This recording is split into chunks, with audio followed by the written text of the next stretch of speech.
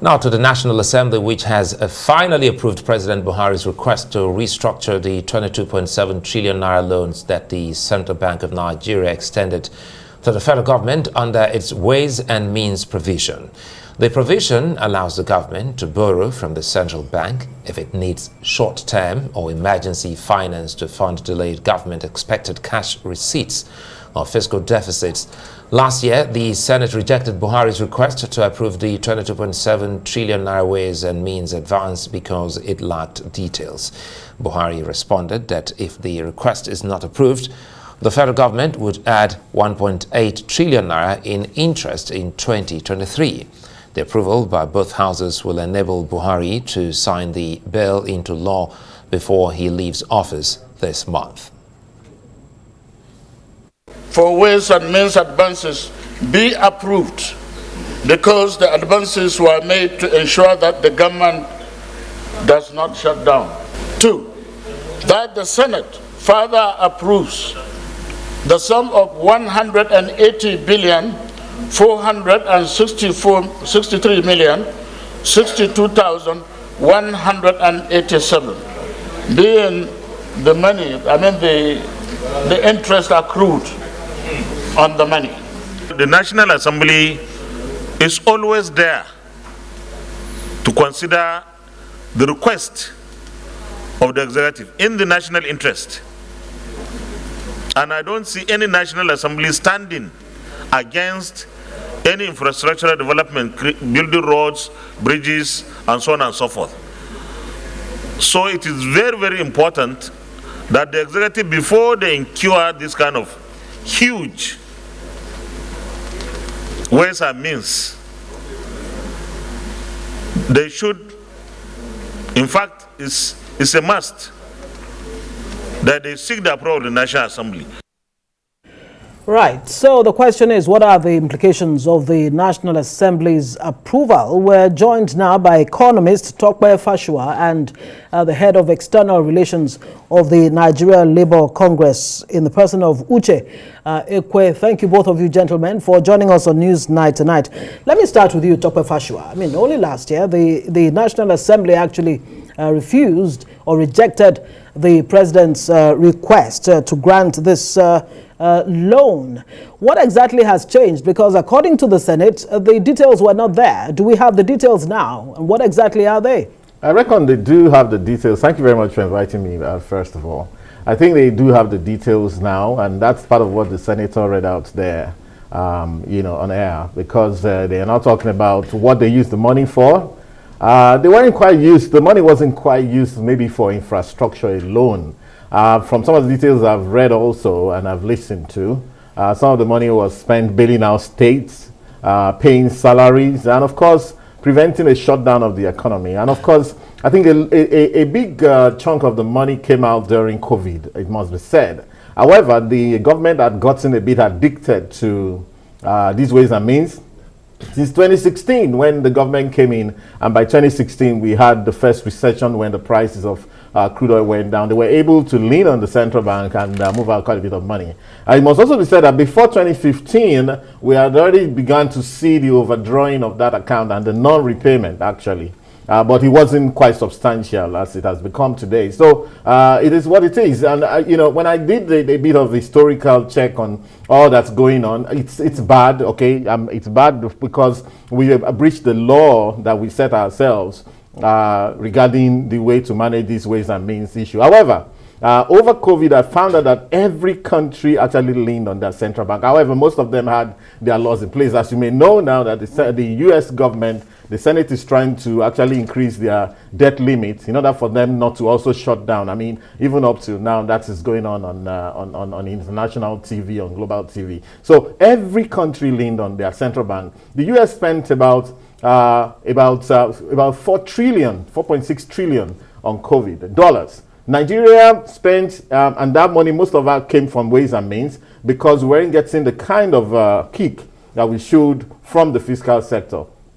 Nigeria probably spent something like 10, 15 trillion naira on COVID. If you converted that, that's about maybe $30 billion. So for $30 billion for a country of, if you say Nigeria is 200 million people, as against $4.6 trillion for a country of 350 million people, you know the kind of numbers we're talking about. The UK spent about 410 billion pounds, okay, which is something about 500 billion naira. Yeah, but are we comparing ourselves? No, we have to. Nigeria No, we have with to. The US? And let me also say this. Are there compelling reasons really for this approval? Absolutely, because let me tell you this: COVID was a time that only you journalists and doctors could come out.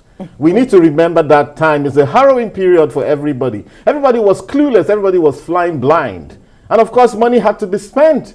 And in fact, what every country has done is to actually spend their ways out of COVID and create money from thin air. Now, that's not saying that it's authorized or is allowable for the central bank to do that. However, that is the reality. Of course, when we're now out of COVID and all of that, of course, given the fact that I said earlier that, of course, the government was not, unfortunately, the government is not one where best economic ideas float to the top. This started since 2016, even before COVID. But COVID became the impetus for them to go haywire about this, But it is what it is. But when you remember the time called COVID, which is an unprecedented in world history, period where the entire globe was locked down, nobody could go out, no production took place. I mean, hey, as an economist, I'll tell you that you need to do the extraordinary in order to get out of that, and perhaps that's what we found. Let me bring in Uche Ekwe here, because many other analysts like Tope have also said that away from COVID, we also had to deal with the issue of insecurity, which also affected farmers from going to the farms. Now, talking about this shortfall in revenue, speak to us. Where is the place of NLC in understanding what the government did to ensure that there were no mass retrenchment in the workforce of the labor? Well, thank you very much. Part of the challenge here is what your colleague pointed at the beginning of this program segment, which is the borrowings and what seems to be reckless spending preceded COVID.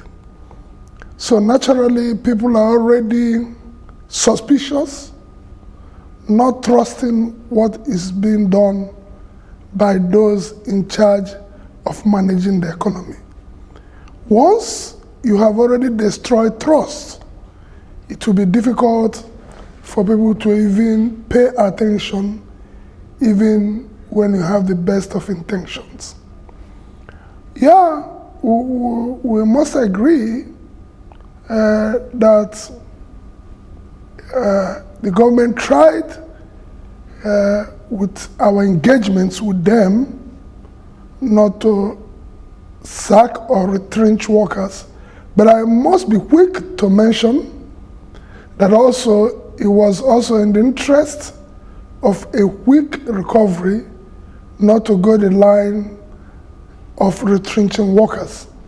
Because usually in attempt by most nations to reflate their economy, they try to keep the workforce, make sure money are in the hand, go to the hands of those who spend dispensable income, which salaries and wages are in this country. So if you don't strengthen those people and the ordinary people to have at least minimal bit of spending power, even the industries, even if they kick off into manufacturing, people will not have the purchasing power to buy. So it's even a strategy for economic survival. It's not particularly doing the workers a favor. It's a correct strategy for economic survival. If you remember, when the economic downturn happened globally, the Obama administration increased workers' salary in the US as a means of reflating the economy. So, yes, the government tried not to do that, but it's also in the interest of targeting a quick recovery from the crisis of COVID. All right, Tope, I mean, I saw you with my corner eye, like we say, actually nodding to, what he said there, a strategy for economic survival. But some analysts say that this approval by the Senate may just contravene the Central Bank of Nigeria Act. You want to help us understand what exactly that act says vis-a-vis this approval by the Nigerian Senate?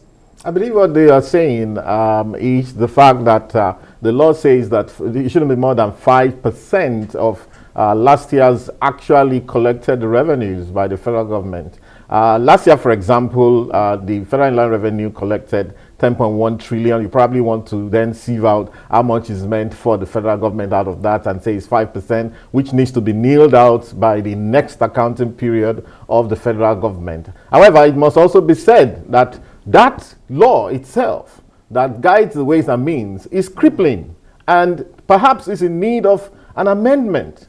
I have done a historical review of the origin of debts in nation and what countries have done with debts, especially also those who lean on the on their central banks. Indeed, in the beginning of time, when they started taking debts, perhaps in the time of William the Conqueror, thereabout in the UK, a lot of the monies that they collected is what translated into the people who formed what they call the Bank of England. And of course they've continued like that, and countries don't look at paying up their debt. Finally, they actually, if they service the debt, they increase their economy. The idea behind that is to grow your economy. The only time the United States ever paid that back is debt on the 1st of January 1835 under President Andrew Jackson. What they found out was by paying down their debt, they shrunk their economy. And in talking about this central bank, ways and means, it is what it is. But I think that if we are thinking, we need to go back to some of those laws and say, in times, if we are going to get to a point where we have another COVID, for example, what do we do? Are we going to be under this stringent rule, which unfortunately I see IMF, World Bank, they're coming here to advise us. They're not telling us what they're doing in some of the countries where they come from, which is perhaps worse than we did. As the Mr. Uche Ekwe has said, in 2008-9, Obama did what they call the TARP, T-A-R-P, to bail out the banks, $700 billion. And even before then, in 2001, after the World Trade Center was attacked, you see that George W. Bush kept coming out to say Americans should go out and spend. So in this instance of COVID, we are also saying, the government is also saying, is it justifiable? Absolutely, we are human beings. In what way? I, for one, don't see myself as being inferior to an American or a Brit. So if the government has to spend to protect people from COVID, so be it. We probably were lucky, okay, perhaps because of our weather, makeup, whatever it is, that we didn't die the way they said we were going to die. Remember to lie, that somebody did say that 50 million Nigerians will die and we wouldn't have anywhere to bury them. It was a scary time. It's a time that I wish I would never live again. And that was the time that all this madness came. Sorry to cut you here. Before I go to Uche, quickly here, listening to you, the 5% there is the mark. But if it exceeds 5%, you must go to the National Assembly. Isn't that some kind of checks that yes. Absolutely. Look, the Senate was clear that, look, if you came to us, we probably have done what we need to do. Of course, we know what comes with that and so on. Perhaps the president didn't want to go through all that rigmarole, which is wrong. Look, knock Buhari for what he has done. It is actually in breach of a law. Knock Buhari, knock the Minister of Finance, knock the Governor of the Central Bank. But at the end of the day, you have to come back to the raison d'etre, as in, why did this happen itself? And at the end of the day, I'm putting it to you that, as Mr. Ekwe has said, we have to also look at what other countries are doing. Look, I think there's a problem here because when I look at the way all of this thing is operating and the rhetoric around it and the narrative, it seems like we are even ready to hold down our own economy. I mean, we talk about the fact that Nigeria's entire debt, including this ways and means, maybe gets to about $170 billion for a $500 billion economy, which is less than about 35%, 37%, thereabout. At the end of the day, we're talking of even in Africa, countries like Angola, 100% debt to GDP, meaning that if you knew what to do with money, the only reason a country will not raise money is because he probably doesn't have an idea what to do with money. If you want to grow your real sector and grow your mortgage sector, your housing sector, and rebrand and transform this economy, whether rural areas or urban areas, then you know that if there's money to be accessed, you access it. Perhaps you won't go. I won't advise we go down the route of foreign debt like Kemi Adeosun did. You know, we probably have to look local and see how much we can raise from within. And in a way, when you look at all of those countries, what they first did was to raise money from their own people. War bonds, infrastructure bonds, diaspora bonds, all sorts that help those economies Let to me grow. quickly bring in Ekwe here. One of the key things Nigerians understand is the NLC's research, which has actually helped the country in so many ways. Are there ways that the NLC is already looking to helping the country shore up its revenue in, other means? Yeah, again, I get back to where the challenge is. You know, there's huge deficit of trust by the ordinary people over those who govern us. And that mistrust didn't just emerge. You know, I once gave the example that if you are a father or a mother and you get back to the house and say, look, we're in trial periods and in challenging times, and we need to adjust our attitude and behavior as a way to come out of the crisis, because we're in crisis. And the family agrees. I say, okay, look. And then the father says, okay, one of the conditions and one of the things we need to do is, first, we need to work harder. And everybody said, that's fine. And he says, okay, we need to eat lunch, no breakfast, and a light dinner. And everybody in the house say, father or mother, we go with you. Then they start. 2 days later, they come out in the evening and probably found their father in a beer parlor drinking 6 bottles of beer and with some pepper soup all over the place. Certainly, you know that nobody will trust that agreement. We're almost out of time. Ekwe, please, let me butt in here. This hasn't actually answered the question. I'm asking, you have the Labour Institute and a few other things which we understand the Labour as a union does. Are you working on seeing how Nigeria as a country can get other means of, shoring up our revenue? So that's the point I'm trying to make. We are working. We are presenting those ideas, but you see that those ideas are ignored, and the attitude and behavior of a good number in charge are not showing commitment to those suggestions and those advice on the way to go. And you see a lot of recklessness the other way, even the individuals who will play a role may not trust carrying those roles. To Tope Fasua before we wrap. Tope, look at the picture. 44 trillion in total debt, thereabout. We've heard from the governor of Edo State, Godwin Obaseki, that by June, Nigeria may not be able to pay salaries, if subsidy is not removed. Obaseki all of this combined together. And then you're talking about this. Obaseki belongs to an ultra-right economic kind of thinking. It was an investment banker. Yeah, but this is not about Obaseki, it's what he said. No, it's been a while he's been saying some of these things, and I think he needs to give the federal government a break. The point is, okay, we know what the issues are. This idea of the economy is going to collapse and we won't find money. Look, if these ways and means had not been done, we probably would be owing policemen 5 years' salary by now.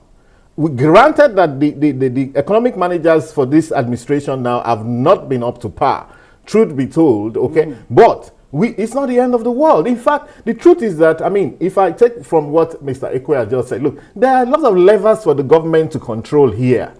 Recently, the government brought out some laws. Okay, a few laws. There's the one they brought out, which is partly restructuring, saying states can now do electricity on their own. States can do rail. You can do your correctional services your own. Judiciary and whatever now independent. Right. And then recently they brought out some laws about tweaking some of the tax laws here and there and so on. You know, look, there's a lot of levers. We don't even need to increase taxes before we haul in the money in this country. There's very little compliance with taxes in this country. And we're not talking about taxes alone. We're talking about taxes, rates, rent, duties, fees, fines, you know, everything that the government collects in order to run the system. We're not getting it paid in this country. People collect VAT not and because pocket they don't even remit. Not because Nigerians don't want to pay, but see, there's a government doesn't seem to have the capacity or the willingness. Exactly. I believe that the incoming government will have the capacity and the willingness indeed, because, I mean, it's not enough for a minister of finance to say, oh, the revenue is low, the revenue is low. What are you doing? I know, look, the questions should I ask that the NLC, given that also, not only the NLC, places like MAN, like LCCI, all of those, they seem to be sometimes a daggers drawn with government. So we want to tweak the excise duty by 5%. No, you can't do it. We're going to collapse. No, which is not so. Still I believe that deficit. Finally, very quickly, in 30 seconds. A lot of juice to be, you know, squeezed out of this. In 30 seconds, what does this really mean for Nigerians and, of course, the incoming administration? A lot of work. A lot of work. What it means is that, look, forget leaning on CBN. The central bank should be left alone to do its monetary duties. This restructuring says that for the next 40 years, you're going to try and repay this over 40 years. The idea of restructure, of securitization has been dropped because it can't work. Securitization is about the cash flow. You can't sell something that in the international market that the federal government of a country has leaned on the central bank, and therefore you want to repackage that. They won't buy it off you. So this is the best we have. The next government must begin to think from day one and act from day one. And I believe that the money can be got from this economy. It's a fine place for us to leave it. We'd like to thank you for your time, Tope Fasua and Uche.